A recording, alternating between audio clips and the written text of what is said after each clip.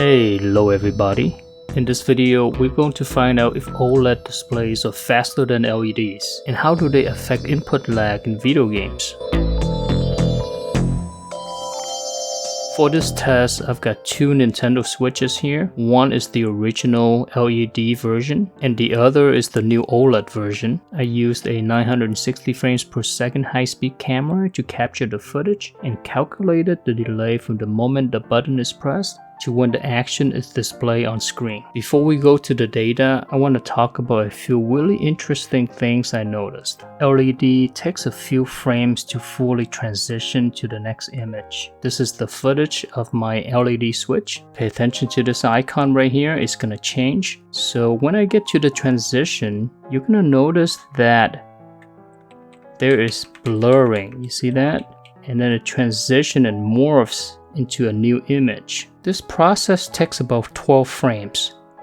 1, 2, 3, 4, 5, 6, 7, 8, 9, 10, 11, 12 for it to be fully displayed to the new image. 12 frames on a 960 frames per second camera equate to about 12.5 milliseconds. This clip right here is on the OLED, and check out this transition.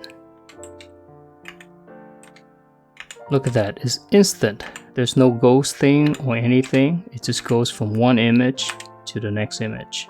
With this information alone, we can conclude that the OLED is about 12 milliseconds faster in terms of displaying the information than the LED.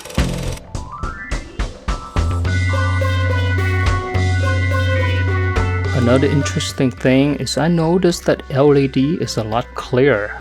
I know, that sounds crazy, right? With the naked eye, you're not going to be able to tell the difference, but let me show you what my camera picked up. Let's go back to the LED footage here. Check out this UI. It's yellow, right? And the icon is mostly yellow. When I play it, it kind of stays the same color. If we move to the OLED version, immediately you see that the logo here is so blurry and just filled with different colors. Okay, when I play it, you're gonna also see these lines that keep on going through to refresh the display. Whereas on the LED, there's no such lines. Interesting, right?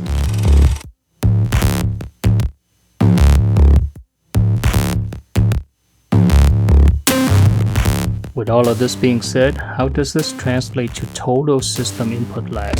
On the regular LED version, my low is 90.62, on the high is 113.54 milliseconds. On average, I got 101. On the OLED switch, the low is 80, the high is 110.41 milliseconds, and on average is 99 milliseconds. As far as system input delay, if you take into account the margin of error, maybe plus minus 5 milliseconds, they're essentially the same. Now you may be wondering, well, how is it the same? Didn't you just say that OLED is about 12.5 milliseconds faster? Well, let me explain. Let's go back to the footage here. On the OLED portion of the data, I recorded when the transition happened right here.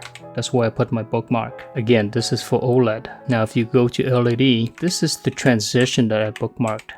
The logo is starting to fade out. I bookmarked it at the very beginning of the transition. Now had I bookmarked it when the transition is fully happened, you're gonna have 12 more frames here. In terms of the image being fully displayed, then you can add 12 frames to the LED number. I wanna know what the delay is between the button is pressed to the first thing that happens on screen. And that's why I chose to do it this way. But I'm gonna be honest with you, 12 milliseconds is not that much. It's such a short amount of time. And if you're gaming casually, you're not gonna notice it at all.